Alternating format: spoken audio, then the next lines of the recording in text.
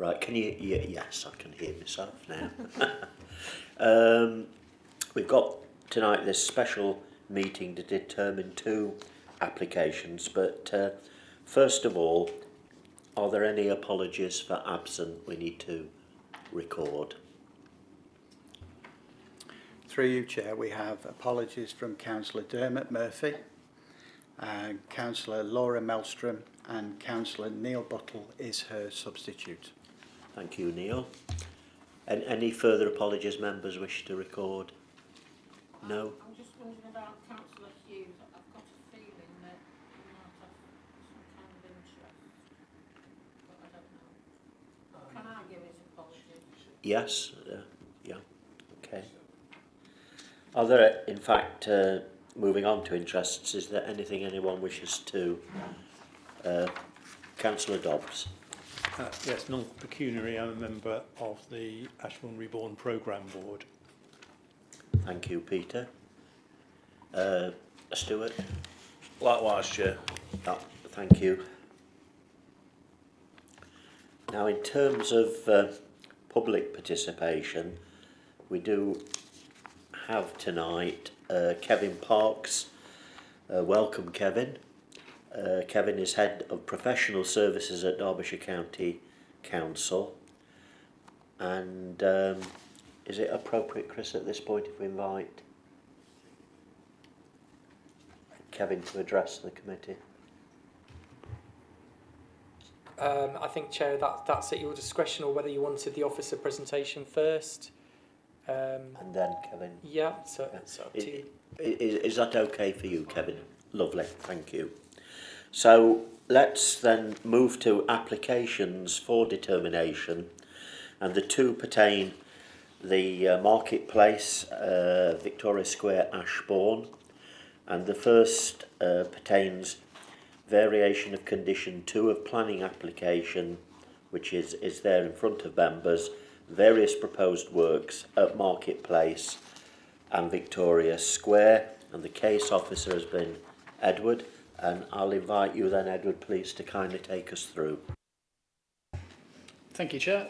So, yeah, the first application is for a variation of the approved plans associated with the consented works to Marketplace and Victoria Square. The site includes the surfaces of Marketplace and Victoria Square, which are both Grade 2 listed, and the site is subject to the works that are currently progressing as part of the wider Ashbourne Reborn project. The works already have consent sought to provide a range of public realm improvements, including to, but not limited to, the removal of car parking, new areas of stone surfacing, new trees, new street furniture, etc. The originally approved plans have previously been varied to include additional car and motorcycle parking and slight repositioning of trees and street furniture. So, just to set out the context, I've got these are in the presentation of the originally consented plans from the 23 application, and then there's been one set of previous amendments to those as well, as I say, to add motorcycle parking and slightly tweak some of the positioning of street furniture and trees. And so those are the previous amendments there as well.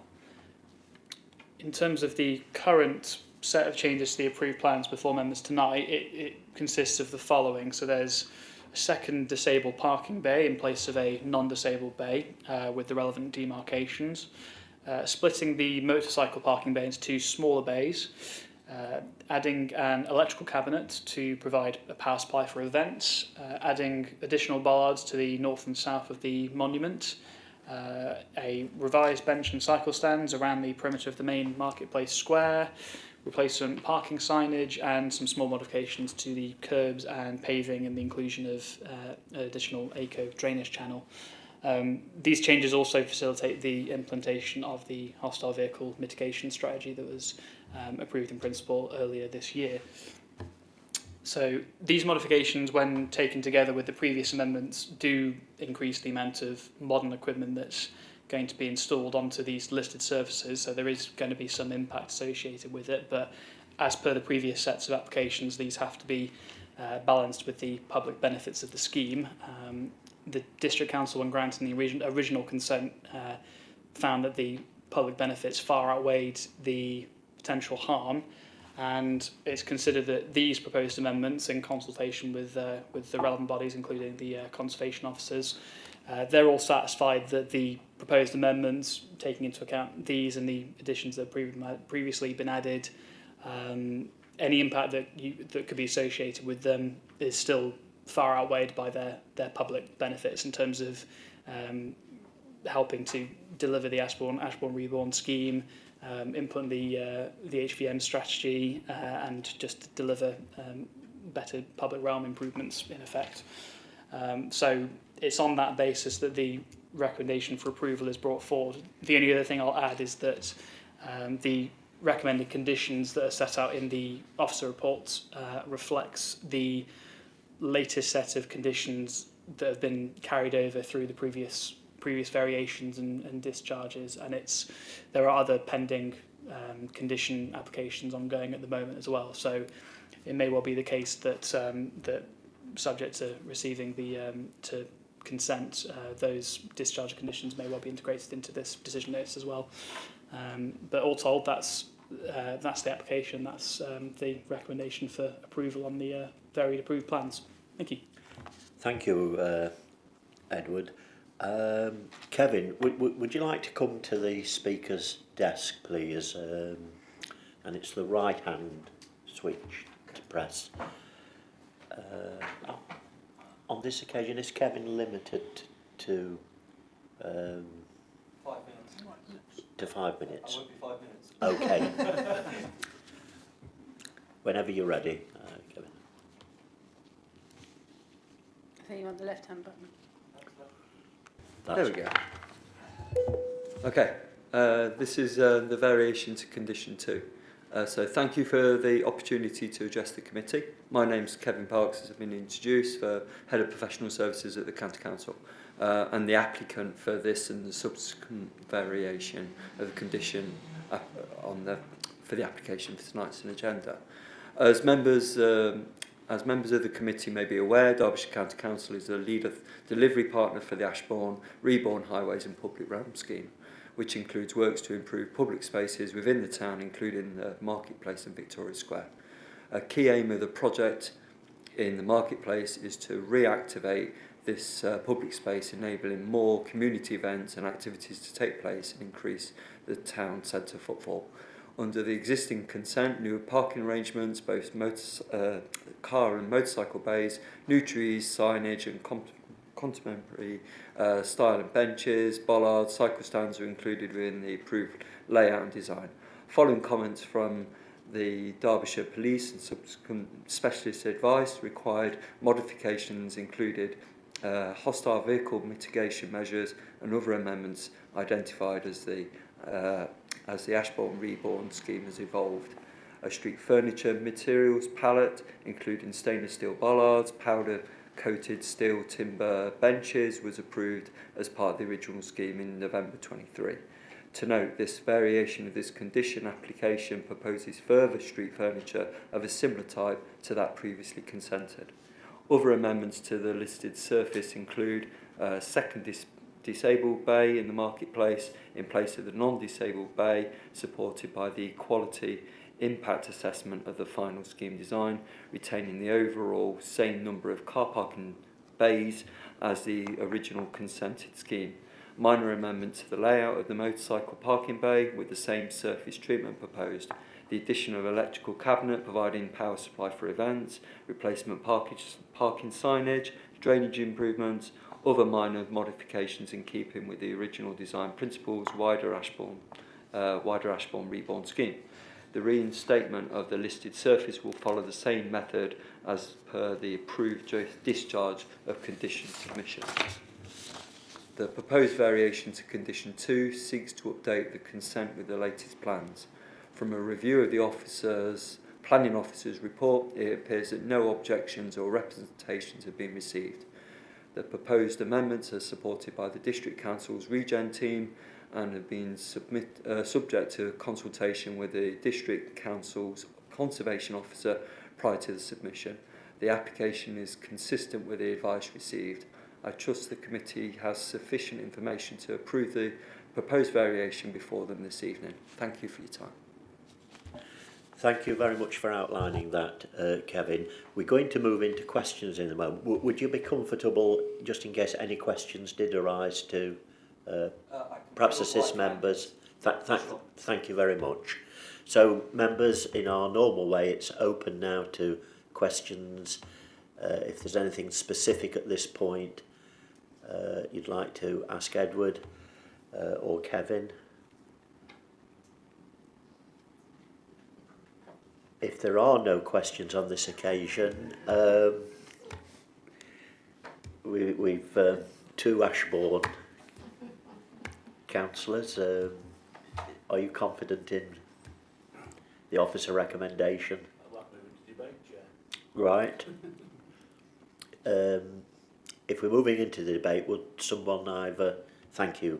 You're moving the officer recommendation. I'd like to move the officer recommendation, Chair, and it's been a lot of negotiating and a lot of hard work gone into this by the county council officers and our own officers, and I think we've got it right now. I think we've got the drainage right now after a long...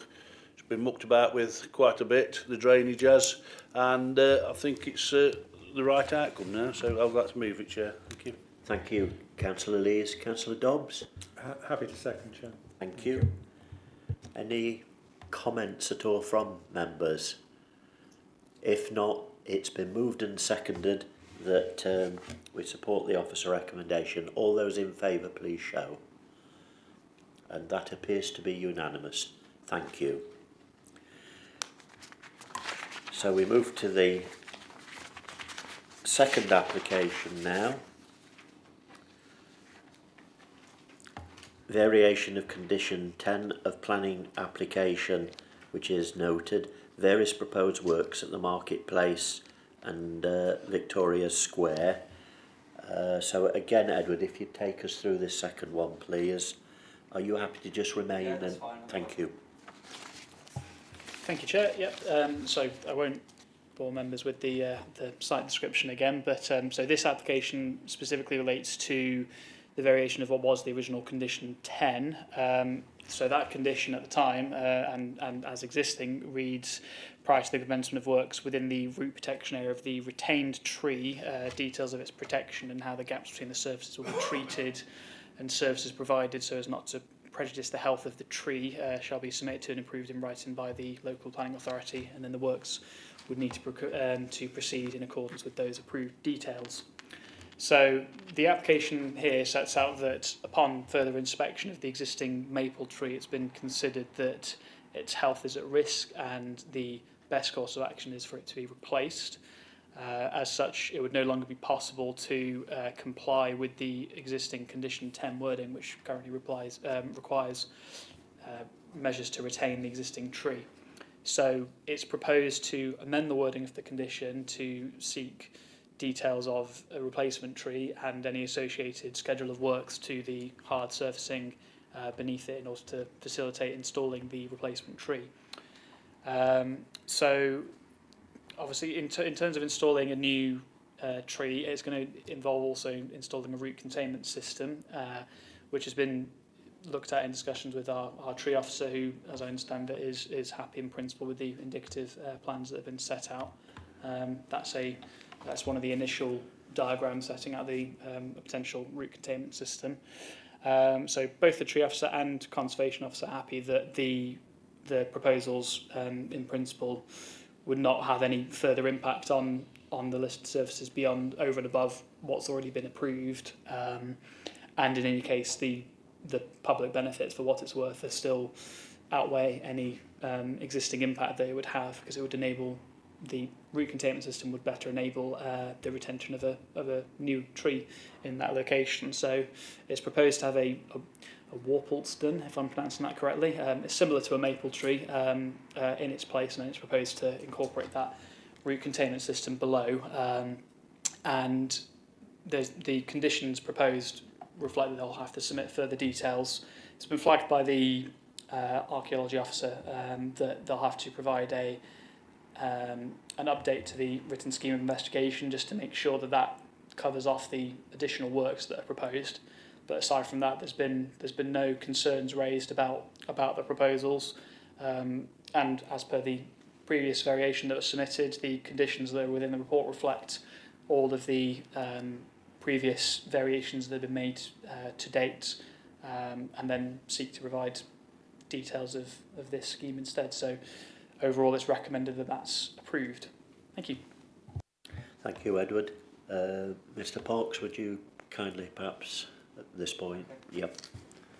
Again, thank you for the opportunities to address the committee regarding the application to vary condition 10 of the existing consent. As members are aware, the original proposals for improvement to Victoria Square, also part of Ashbourne-Reborn Highways and Public Realm project, proposed the retention of the existing maple tree. However, following inspection by the District Council's Trees and Landscape Officer, concerns were raised regarding the tree roots condition stability, and it became clear that the Norway maple has been planted in a small hole through thick concrete beneath the limestone sets, which has constrained its root development. Due to the tree's poor health, it was recommended that the tree be removed and replaced with a new specimen planted within a root containment system. A second opinion from an independent arborologist and professional tree inspector agreed with this assessment, concluding that the tree is considered a poor specimen with limited potential for recovery. Following consultation with the District Council as landowner, it has been deemed necessary to replace the tree rather than allowing it to remain in decline in health in a busy pedestrian area. Whilst the poor health of the tree has not been caused by the construction work, the ongoing improvements provide an opportunity to install a root containment system which will help create the best conditions for a healthier and longer life for the replacement tree. To avoid future disruption to businesses and residents, replacement planting is proposed while the current construction works are taking place. Under the existing consent, details of the works to the surface around the existing tree were submitted for agreement by the LPA. As removal of the existing tree and replacement is now proposed, variation of condition 10 is required to instead to agree details of the tree to be planted, root containment and schedule for hard surfacing works proposed. I won't try and pronounce the species, has been recommended by the Trees and Landscape Officer, and the contractor is to be instructed accordingly. The reinstatement of the listed surface will follow the same method as per the approved discharge condition submission. From a review of the Planning Officer's report, it appears that no objections or representations have been received. The proposed variation is supported by the District Council's Regen team, and the matter has been subject to consultation with the District Council's Tree and Landscape Officer prior to submission. The application is consistent with the advice received. Again, I trust the committee has sufficient information to approve the proposed variation before them this evening. Thank you for your time. I think on behalf of the committee, I think we would just want to say thank you. We have appreciated your thought and care in what you've expressed tonight, so thank you for making time to come to the District Council's Planning Committee. Thank you. Are there any questions now? Councillor Burfoot, Councillor Buttle and John. I looked up this tree because we have got a book of trees at our house and it is an American maple. It is a maple tree, but it's American. I would imagine it's quite an expensive tree, and this is going to cost us quite a lot of money to do this, or going to cost somebody a lot of money. I'm just wondering, are we going to make absolutely sure that we do, you know, if we had another summer like this, the last thing we want is for this tree to die and we have to go through it all again. So I suppose what I'm asking is, are there plans to make sure that it's not just watered at first, but somebody does it for some time to come? Edward, are you able to respond, please? Through you, Chair. So, yes, so my understanding is that whilst he hasn't provided detailed comments on this point, that our tree office is very supportive of the root containment system that's been set out, and I suppose part of the reason for these works is because it was evident that the existing tree just did not have those measures in place. So these proposals will allow this tree to be retained for, well, hopefully it should mean it's able to live a much healthier life than the existing tree.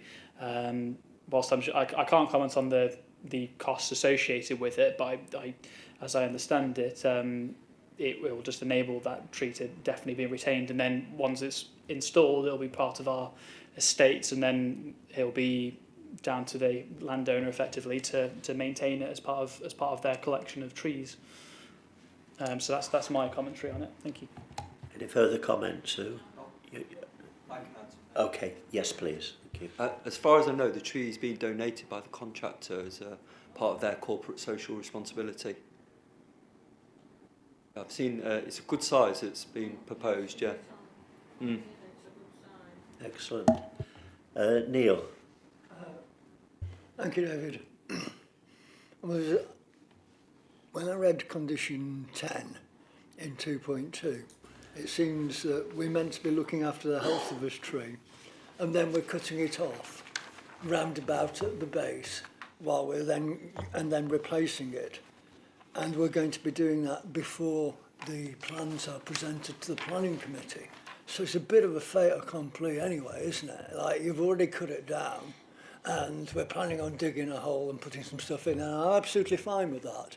But it just seems a bit pointless if we're going to be doing this and we're doing it anyway to go to this trouble. Why are we doing that? I can just pin down the points that I'm thinking. The health of the tree shall be maintained, blah, blah, and then in compliance with existing condition 10 wording, and then the existing tree will be felled prior to this report being presented to planning committee.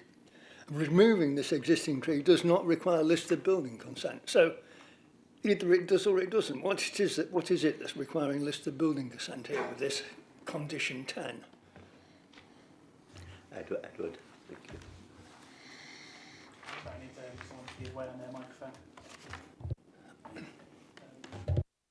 There you go. Yeah, through your chair. Yeah, thank you, Councillor Battle. It's a good point. So I think in terms of the need for the application, so obviously in terms of the original consent that was granted, was reliant on the idea that the existing tree, as it stands today, as I understand it, could continue to exist in a healthy state. And as I understand it, the circumstances have changed, or it's no longer the view that can be maintained. So the way the condition was worded meant that even though the district council could fell the tree and it wouldn't require listed building consent to do that if it died, for example, it wouldn't be subject to the application. It would mean that if the council was to do that, even if it was for perfectly legitimate reasons, it would mean that the council could no longer fulfil or comply with the condition that requires it to be retained. So it is a matter of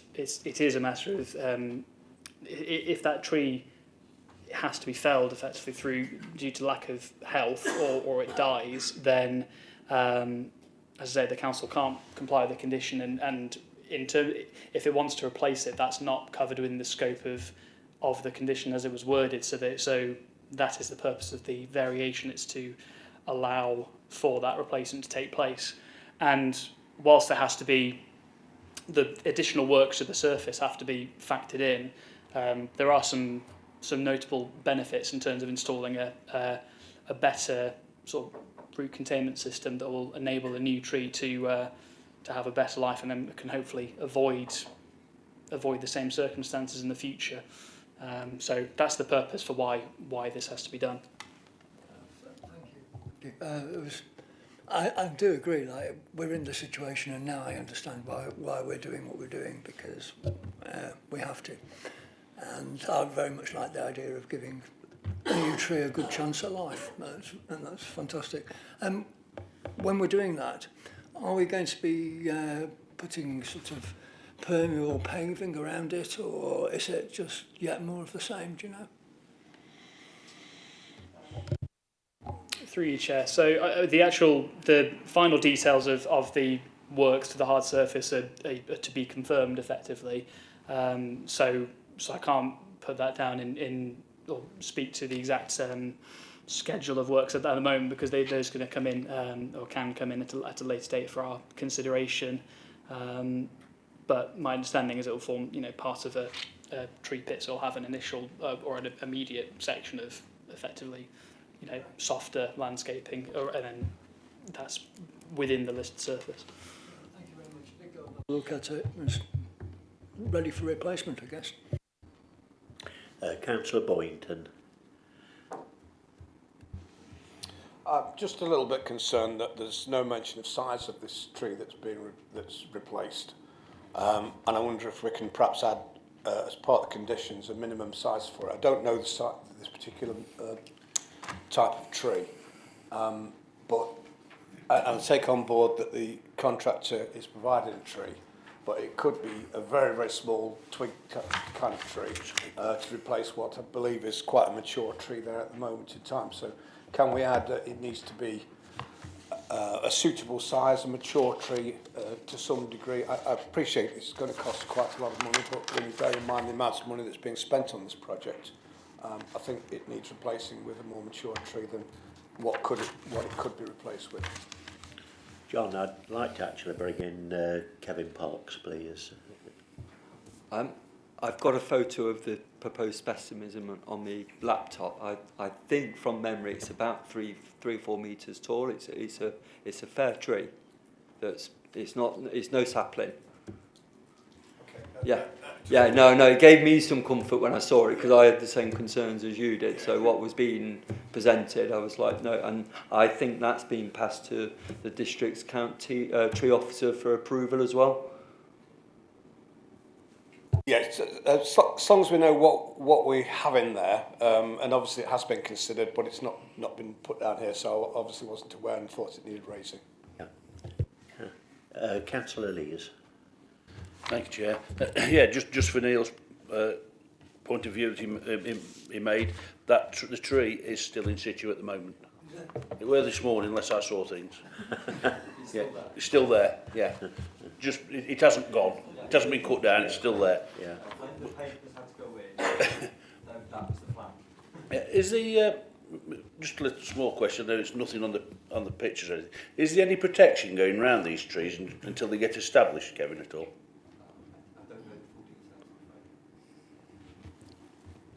I mean, is that something that can be addressed, Edward? Because it's a very fair point.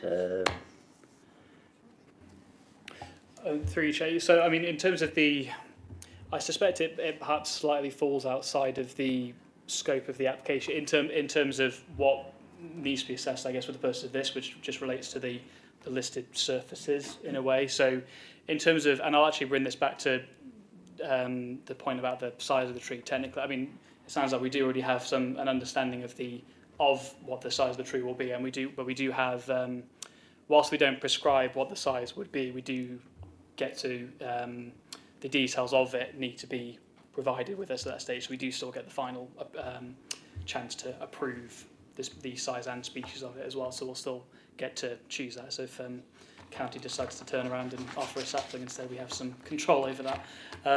But in terms of protections for the actual tree and becoming established, I think those would matters, I think, to take up with the tree officer during implementation. I think there's no specific conditions on that, although I suspect it could form part of the submission for further details about the schedule of works, because it talks about the recommended condition, talks about the schedule of works to the hard surfacing, because that's what the scope of this application is, but there's no reason it couldn't also include just the wider details of what the full plan is to make sure that tree gets established in a healthy and sustainable way. Thank you. Stuart, any further questions? No, it's just that one, because if it is planted, if it is planted and there's no support to them, obviously it's in freshly laid soil in the pit. It's going, you get a tree 4 metres high, it's going to get quite a bit of wind attaching to it, isn't it? And it's, you know, it's going to probably uproot it and make it sort of start leaning before it's even had a chance to set growing. So I just think they just need a bit of help till they get established. I mean, can we convey that to our own tree officer to ensure that that, you know, point is taken seriously? Chair, we could add it on as an informative to the decision. I don't think, given the scope of the application, and this relates purely to the listed services, I don't think it necessarily needs a condition per se, because we're talking about the tree itself. But there's no reason we couldn't add in an informative, because naturally the reason the condition is attached is to ensure that the replacement tree actually goes in successfully, and it's and absolutely correct that having some measures to make sure it goes up safely can form part of that. But it's something that can be discussed further, I think, with the tree officer outside of the planning process, because those details wouldn't necessarily need our specific approval. Thank you. So we need a mover and a seconder. Councillor Buttle and then Councillor Dobbs. Peter was about to say something, but So, won't this be our tree anyway? Sorry? Won't this be our tree anyway? You know, this is a tree being put into our land for us to look after, so it's up to us to look after it anyway, isn't it? Well, we are hopefully competent. Our Greens people will be able to turn up and make sure that it's put up straight and looked after. So it's our responsibility to get that right, isn't it? And I am quite happy to move it, but I think Peter was wanting to say something. Peter, sorry, Peter Slack. Just one question. What height will the tree? What height is the tree when it's planted now? Have any idea, Kevin? I need to check the details, but I think from the photos from memory, it's approximately 3 metres tall already. Yeah. Yeah, it's a fair size. It's fair size, so it'll have a big root ball on it, won't it? Yeah, and So it will come with it however it gets mounted. It won't be a stake in what you normally do. yeah. It'll be installed as per inch. And just out of curiosity, what's the difference between an American maple and a Canadian maple?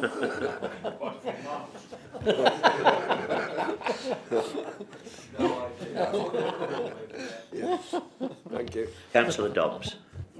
Thank you, Chair. Happy to second. There is a photograph of the tree on the Ashbourne Reborn Facebook page. If you go back a few days, you can see a picture of it. The current tree in Victoria Square was much loved by Ashbourne residents, and the fact that it was found to be in this damaged state was a bit of a blow. And although clearly Ashbourne residents haven't found this planning application to make comments about it, comments were made, but I think most people regard it as, you cannot, having been told that a tree is potentially unsafe, leave it there. So I don't think we had any choice whatsoever. As it happens, of course, this tree will now be the same as the ones in Market Square.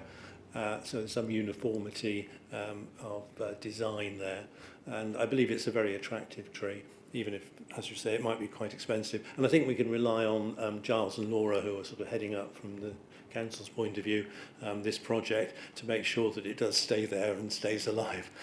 But yes, I think it'll be a good addition, and perhaps a timely find that the roots of the existing Norway maple were less than ideal. Thank you, Chair.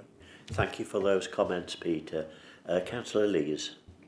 I'd just like to echo what Councillor Dobbs has just said. Actually, it's one of those trees, you walk past it 3 or 4 times a week, and you look, lovely tree. But after this has happened and you start getting the emails coming in, you look at it and you realise what a poor state the tree is in. So it's, like Peter says, we haven't got a choice really, we've got to get it replaced.